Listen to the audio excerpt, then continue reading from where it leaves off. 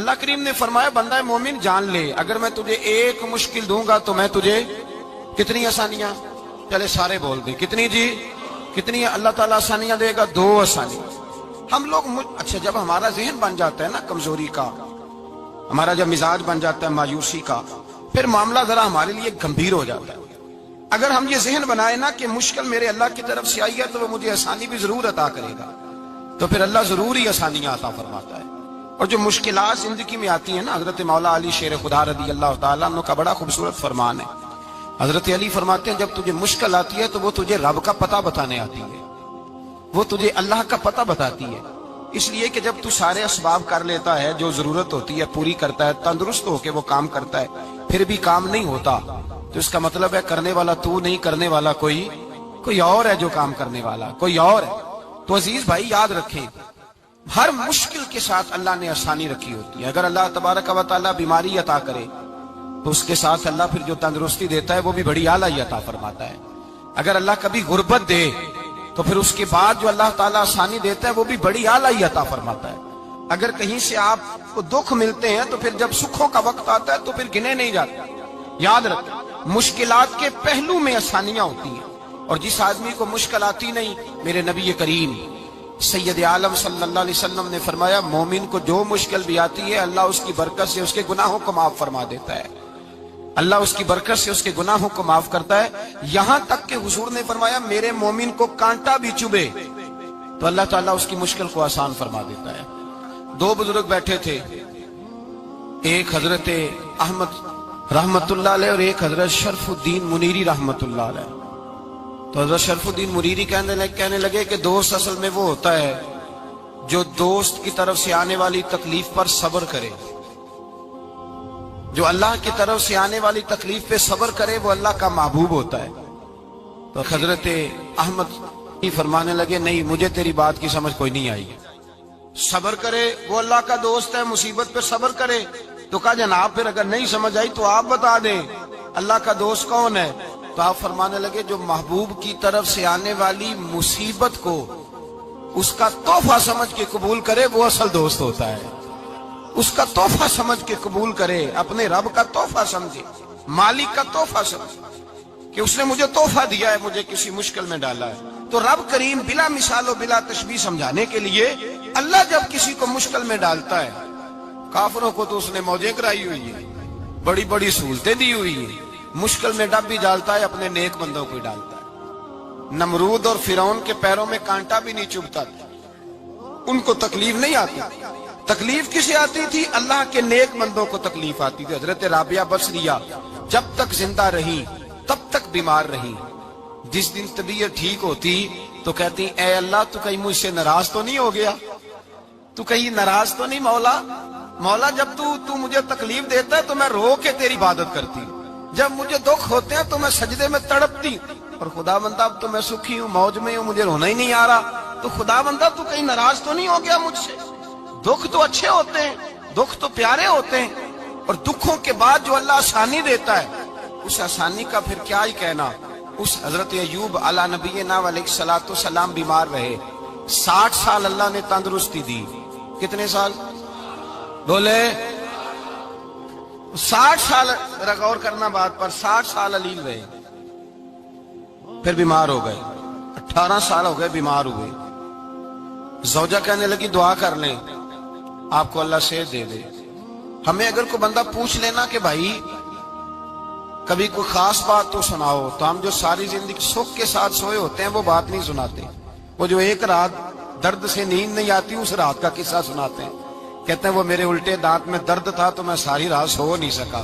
او بھائی جو ساری زندگی سویا ہے اس کا تو ذکر نہیں کر رہا، اور ایک رات جو تجھے نیند نہیں آ رہی۔ کسی سے پوچھا جائے، ڈاکٹر کہتے ہیں 360 ہڈیاں ہوتی ہیں وجود میں، کسی سے پوچھا جائے نا تیرا کیا حال ہے تو 359 ہڈیوں کا ذکر نہیں کرتا، جس گھٹنے میں درد ہے اس کا ذکر کرتا ہے، کہتا ہے یہ گھٹنے میں بڑی درد ہے۔ او بھائی باقی 359 ٹھیک ہے نا، ان کی بھی تو کوئی بات سنانا۔ حضرت رابعہ بصریہ رحمت اللہ علیہ کے پڑوس میں ایک نوجوان رہتا تھا، آپ کے پڑوس میں، تو وہ جب جو محلے میں بچے رہتے ہیں نا گاؤں میں ان کا پتہ ہوتا ہے، پڑوسی تھا تو 34-35 سال نوجوان کی عمر ہو گئی، کبھی بیمار نہیں ہوا۔ ایک دن اس کی طبیعت علیل ہوئی، سر میں درد ہوا تو اس نے پٹی باندھ لی سرخ رنگ کی، باہر نکل کے آیا، حضرت رابعہ بصری علیہ رحمہ نے دیکھا تو فرمانے لگے بیٹے خیر ہے؟ لگا جی اماں جی سر میں بڑی درد ہے۔ آپ فرمانے لگے کتنی عمر ہو گئی؟ کہنے لگا 34-35 سال۔ فرمانے لگے پہلے تو کبھی درد نہیں نہ ہوئی؟ کہا نہیں اماں جی آج ہی ہوئی ہے۔ تو آپ فرمانے لگے 34 سال اللہ نے صحت دی ہے، تو نے شکر کی ایک پٹی بھی نہیں باندھی، اور آج درد ہوئی ہے تو شکوے کی پٹی تو نے فوراً ہی باندھ لی ہے، کوئی شکر کی پٹی بھی باندھنی چاہیے۔ حضرت ایوب 18 سال بیمار رہے، زوجہ کہنے لگی دعا کر لو، تو آپ فرمانے لگے بی بی سے کہ صحت کتنی دیر رہی؟ اس نے کہا 60 سال۔ تو آپ فرمانے لگے ذرا بیماری کو بھی 60 سال گزر لینے دو، پھر دعا بھی کر لیں گے۔ یہ دعا کی، اللہ یہ لفظ کہے اللہ نے صحت دے دی، تندرستی آ گئی۔ ایک دن گھر میں بیٹھے بیٹھے زوجہ کہنے لگی کہ ایوب یہ بتاؤ دکھ اچھے کہ سکھ؟ آپ فرمانے لگے سارے دن ہی اللہ کے ہیں پر دکھ بڑے اچھے تھے، مجھ سے پوچھو تو دکھ بڑے اچھے تھے۔ کہا کس طرح؟ تو حضرت ایوب فرمانے لگے جب میں بیمار تھا تو 24 گھنٹے میں ایک دفعہ میرا رب میرا حال پوچھا کرتا تھا، ایک دفعہ میرا اللہ پوچھتا تھا ایوب تیرا حال کیا ہے؟ فرماتے ہیں 12 گھنٹے تو لذت ہی رہتی تھی کہ میرے رب نے میرا حال پوچھ لیا، اور اگلے 12 گھنٹے میں انتظار کرتا تھا مالک حال دوبارہ کب پوچھے گا۔ فرمانے لگے اب صحت تو ہو گئی ہے پر اب میرا رب میرا حال تو نہیں نہ پوچھتا۔ بھائی مشکلات جو ہوتی ہیں وہ تو تجھے سجا دیتی ہیں، سوار دیتی ہیں، تجھے یاد آتا ہے کوئی اپنا، جب تجھے درد ہوتی ہے نا، تکلیف ہوتی ہے، پھر تیرا دل کرتا ہے کوئی کندھا ملے جہاں میں سر رکھ کے رہوں۔ پھر اسی لیے تو کسی درویش سے کسی نے پوچھا تھا اپنا کون ہوتا ہے؟ تو کہا جو تجھے دکھ کے وقت یاد آئے وہ تیرا اپنا ہے، جو تجھے عین آزمائش کے وقت یاد آئے اور تجھے اس کا نمبر فوراً تیرے موبائل پہ چلنے لگے وہ تیرا اپنا سجن ہے، جس کو تو دکھ کے وقت یاد کرے۔ تو بھائی مشکلات کے بعد جو اللہ آسانی دیتا ہے، حضرت ابراہیم کو آگ میں بھی پھینکا گیا، حضرت ابراہیم علیہ السلام کو ستایا بھی گیا، نکالا بھی گیا، لیکن جب ان مشکلات سے گزرے تو میرا رب فرماتا ہے وَإِذِ ابْتَلَىٰ إِبْرَاهِيمَ رَبُّهُ بِكَلِمَاتٍ فَأَتَمَّهُنَّ قَالَ إِنِّي جَاعِلُكَ لِلنَّاسِ إِمَامًا۔ کہا جب ابراہیم پورے اترے تو پھر ہم نے انہیں امام بنا دیا۔ یا اللہ کس طرح کی امامت دی؟ فرمایا میں نے اتنی اعلیٰ شان عطا کی ہے کہ اپنے لاڈلے رسول کو جناب ابراہیم کی نسل میں پیدا فرما دیا ہے، میں نے مصطفیٰ کو ان کی نسل میں پیدا کر دیا، قیامت تک کے لیے ان کا وقار بڑھا دیا۔ اللہم صلی علی محمد وعلی آل محمد کما صلیت علی ابراہیم وعلی آل ابراہیم، ان کی عظمت بڑھا دی، اس لیے کہ جب وہ آزمائش سے گزر کر کے آئے پھر جو آسانی دی۔ میرے نبی پاک صلی اللہ علیہ وسلم نے دین ابراہیمی کی بہت ساری چیزوں کو رکھا، کہا میں ملت ابراہیمی پہ ہوں۔ جب کوئی مشکلات کو عبور کر کے آتا ہے، جب کوئی تکلیفیں سہ کر کے آتا ہے، اس کے لیے جو اجر ہوتا ہے، اس کے لیے جو پھر اللہ کتنی ذرا بڑی توجہ کیجئے گا۔ لوگ سمجھتے ہیں فلاں آدمی مشکل میں ہے تو شاید مشکل میں ہی رہے گا، فلاں آزمائش میں ہے تو شاید میرا اللہ فرماتا ہے ایک مشکل دے کے میں 2 آسانیاں بھی دوں گا۔ تم مشکل دیکھ رہے ہو، مشکل نہ دیکھو، وہ جو اس کو بعد میں آسانی آنے والی ہے، اور ڈبل جو میں اس پر نعمت کرنے والا ہوں اس کو دیکھو۔ حضرت یوسف کو بھائیوں نے کنویں میں ڈال دیا تھا، اور جب کنویں سے نکلے تو مصر کے بازاروں میں بکے، اور پھر زلیخا نے الزام لگایا تو حالات بگڑ گئے، حضرت یوسف کو جیل جانا پڑا۔ کتنی کٹھن زندگی تھی، لیکن میرے مالک کو کچھ اور ہی منظور تھا۔ کنویں میں گرنے والے، بازار میں بکنے والے، جیل میں جانے والے، الزام لینے والے جناب یوسف کو رب کریم نے اسی مصر کا بادشاہ بنا دیا، اللہ پاک نے اسی مصر کا حکمران بنا دیا۔ یاری تیری سونا ہے پر ازمیشاں تیریاں اگ، اے سونا پرکھیا جامد آئی پہلو نال اگاں دے لگ، اس کے لیے تھوڑا سا جتن کرنا پڑتا، تھوڑے کٹھن حالات سے گزرنا پڑتا، تھوڑی آزمائشوں کا روپ دیکھنا پڑتا۔ ہم چاہتے ہیں کہ ہمیں چھیڑے کوئی نہ کوئی تکلیف نہ آئے، کوئی آزمائش، یہ ہو نہیں سکتا میرے بھائی۔ نامی کوئی بغیر مشقت نہیں ہوا، 100 بار جب عقیق کٹا تب جا کر نگی ہوا۔ ہم چاہتے ہیں کہ ہمیں کچھ بھی دقت نہ آئے، مشکلات نہ آئے، اور مشکلات تو انسان کو سنوارتی ہیں بھائی، وہ تو نکھارتی ہیں۔ کبھی پوچھا کرو جا کر کے کسی گندم کے دانے سے کہ تو کہاں سے ہو کے آیا ہے، کہاں سے نکل کے آیا ہے، تو وہ بتلائے گا کہ بڑے مشکل مراحل سے گزرا ہوں، اور پھر اللہ نے مجھے طاقت دی ہے کہ میں انسان کے وجود کا حصہ بنا۔ تو بھائی کٹھن مراحل، آزمائشیں، تکلیفیں، یہ انسان کو بڑا انسان بنا دیتی، یہ اس کے لیے ترقیوں کا پیش خیمہ ہوتی۔ ہمارے جوان پریشان ہو جاتے ہیں، عورتیں خاص کر کے اس بات پہ توجہ کریں، وہ بڑی جلدی غم لے جاتی ہیں، وہ کہتی ہیں جانے میرا کچھ ہوگا ہی نہیں، جانے میرا کچھ ہو ہی نہیں سکتا۔ میرے بھائی درجنوں اور بیسیوں لوگ ایسے ہیں جن کی اولادیں نہیں تھی لیکن نام ان کا ان سے بھی زیادہ ہے جو بڑے بڑے صاحب اولاد۔ حضرت عبداللہ مزنی حضور کے غلام تھے، قبیلہ مزن کے رہنے والے، والد فوت ہو گئے، چچا نے پالا تھا، اسلام قبول کر لیا۔ چچا اسلام کا بڑا دشمن ہے، حضور کا نام آئے تو جلال کرتا، حسد اور بغض میں جل جاتا، بڑی اسلام کے ساتھ دشمنی اور عناد رکھتا ہے۔ حضرت عبداللہ کہتے ہیں پہلے تو میں عشق رسالت کو دباتا رہا، پھر یہ چنگاری شعلہ بن گئی، پھر کہ یہ ہلکا سا جذبہ سمندر اور صحرا کا روپ دھار گیا۔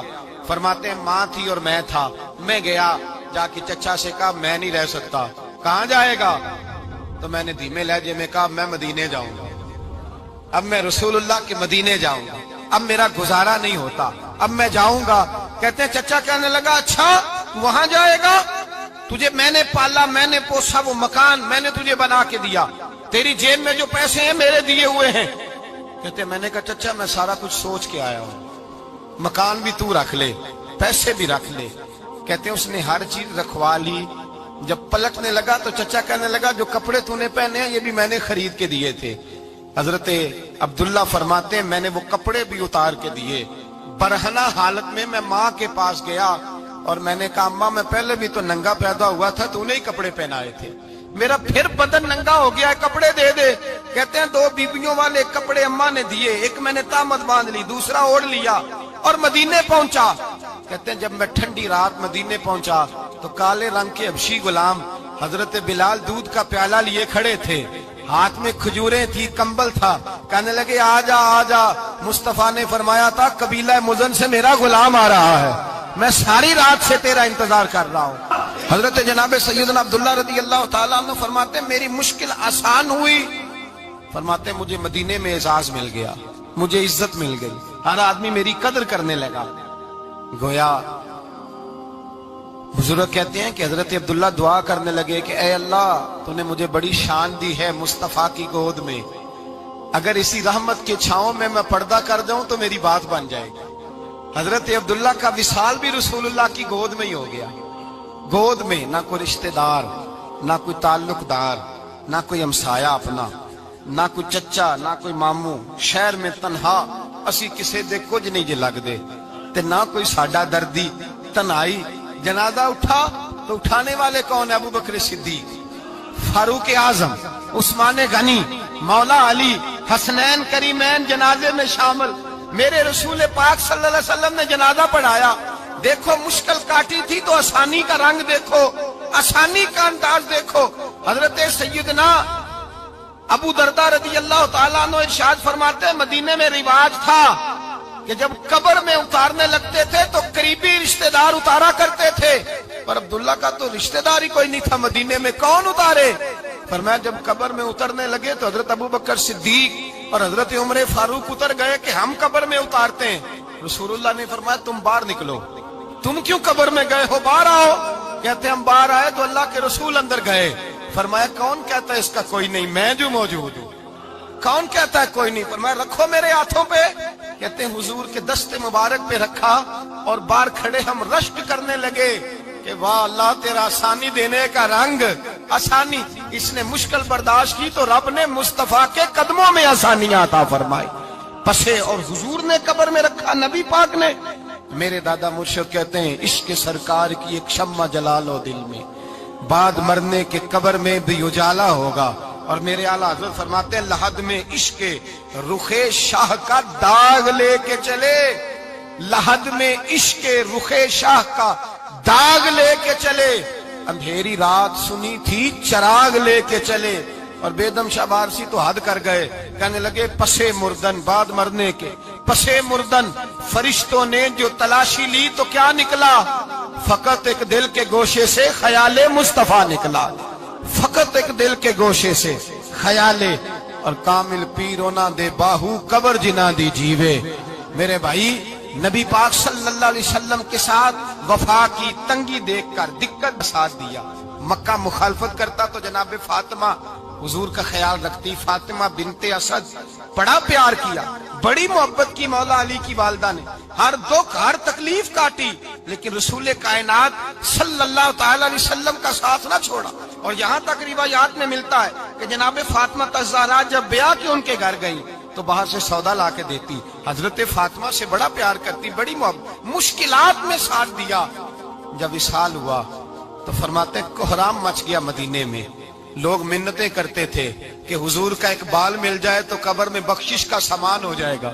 رسول پاک نے فرمایا جب جناب علی کی والدہ کو غسل دے دو تو کفن پہنانے سے پہلے میرے پاس آنا.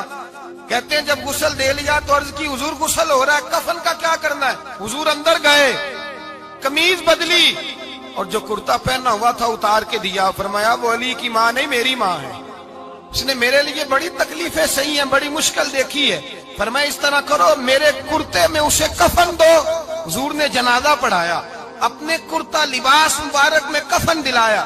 پھر جب وہ دفن ہوئی تو حضور قبر پہ کھڑے ہوئے, کھڑے ہو کے فرمایا اے اللہ اپنے سارے نبیوں کے وسیلے سے اور میرے وسیلے سے میری اماں کی بخشش فرما دے. پھر جو آسانیاں ملی ان لوگوں کو تو ان کی قبروں تک آسانیاں ملی, پھر ان کو قیامت تک کے لیے آسانیاں ملی جنہوں نے مشکلات کو دیکھا.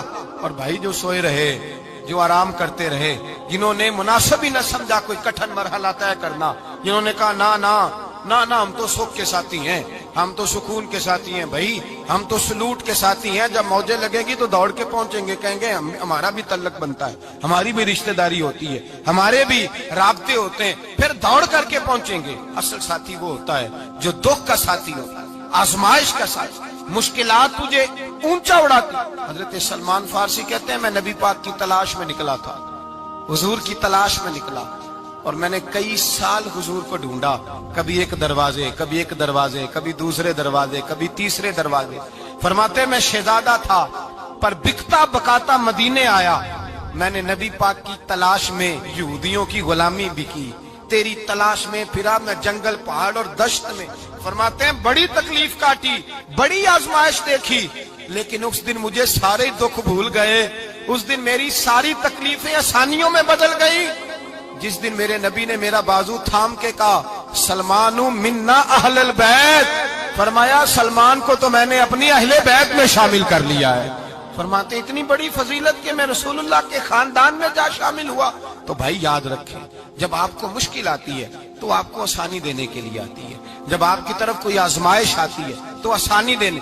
یہ بات صحیح ہے کہ بیٹیاں پیدا ہونے پہ مشکل ہوتی ہے, ان کے نصیبوں سے ڈر آتا ہے, پر جتنی آسانی اللہ بیٹیوں کے باپ کو عطا کرتا ہے اور جتنی رحمت رب بیٹیوں کے باپ پہ فرماتا ہے اتنی بھی کسی اور کے حصے میں نہیں آتی. اس میں شک کوئی نہیں کہ بوڑھے ماں باپ کو جب سنبھالنا پڑے تو مشکل ہوتی ہے. بوڑھوں کی طبیعت بچوں جیسی ہو جاتی ہے, دقت ہوتی ہے, آزمائش ہوتی ہے, ان کی بات سننا بعض اوقات کڑوا لگتا ہے, ان کی فرمائشیں بعض اوقات بچوں کی طرح ایسی ہوتی ہیں جو حل نہ ہو سکیں. لیکن یہ وہی ماں باپ ہیں جن کی نوکری کے بارے میں میرے مصطفیٰ نے فرمایا اگر تو ایک رات انہیں خوش کرنے میں کامیاب ہوا تو اللہ 2 حج اور 2 عمرے کا ثواب عطا فرمائے گا. اس میں شک نہیں کہ بہت سارے کام مشکل ہوتے ہیں, کٹھن ہوتے ہیں, آزمائش والے ہوتے ہیں, اس میں کوئی شک نہیں کہ اس دور میں دین کا کام بڑا مشکل ہے, دعوت و تبلیغ کا سلسلہ بڑا کٹھن ہے. اس دور کے اندر حق بات بیان کرنا بڑا ہی مسئلہ ہے. اس دور کے اندر لوگوں کو کھری بات پہنچانا اور بتانا یہ اپنے ہاتھ میں آگ کا انگارہ پکڑنے کے مترادف ہے. لیکن میرے مصطفیٰ نے فرمایا تھا اس دور میں جب فتنہ ہو من تمسک بسنتی اندہ فساد امہ فلہ اجر 100 شہید. فرمایا اس دور میں جب آزمائشیں آ جائیں, تکلیفیں آ جائیں, اس دور میں جو میری سنت پر عمل کرے گا, رسول پاک کا وعدہ ہے اللہ ایک سنت پر عمل کرنے والے کو 100 شہیدوں کا ثواب عطا فرمائے. اللہ 100 شہیدوں کا درجہ دے گا اسے. تو بھائی جس قدر مشکل زیادہ اس قدر آسانی بھی, اس قدر اجر بھی زیادہ. مشکلات سے گھبرایا نہ کریں, ذہن بنا لیں کہ جس رب نے دی ہے وہی اللہ نجات بھی عطا فرمائے گا. انسان آسان ہو جاتا ہے. ہم لوگوں نے نا دوڑ صرف سکھ کٹھے کرنے کے لیے لگا لی ہے, سکھ کٹھے کرنے کے. وہ لوگ دکھوں میں راضی رہتے, دکھوں میں راضی رہتے تھے، آزمائشوں میں۔ ہمارا دعویٰ ہے رب رسول سے پیار کا، اور میرے حدیث بخاری میں ہے، فرمایا جو مجھ سے جتنا زیادہ پیار کرے گا اتنا اس کی طرف مشکل زیادہ آئے گی۔ حضرت ابو بکر شبلی رحمت اللہ علیہ سے کچھ لوگ ملنے آئے، کہنے لگے صاحب ہمیں آپ بڑے اچھے لگتے ہیں، بڑے پیارے لگتے ہیں، آپ کی زیارت کرنے آئے، دل کرتا ہے 2 گھڑیاں پیر دبا دیں، دست مبارک چوم جائیں، دست بوسی ہو جائے، دل کرتا ہے۔ آپ نے فرمایا واقعی مجھ سے پیار ہے؟ کہا حضور بڑا پیار ہے۔ فرمایا سوچ لو کا صاحب بڑا پیار، پھر سوچ لو کا بڑا پیار ہے۔ حضرت ابو بکر شبلی دیوانے سے آدمی تھے، پتھر اٹھائے روڑے اور زور زور سے ان لوگوں کو مارنے شروع کر دیے، دوڑ گئے، کہنے لگے بابا تو پاگل ہو گیا ہے۔ جب دوڑے تو حضرت ابو بکر شبلی فرمانے لگے بس تم تو کہتے تھے ہمیں پیار بڑا ہے۔ کہا حضور کیا مطلب؟ آپ فرمانے لگے اگر تمہیں مجھ سے پیار ہوتا تو میرے روڑے کھا کے میرے دروازے پہ مر جاتے، کبھی میرا ساتھ چھوڑ کے نہ جاتے۔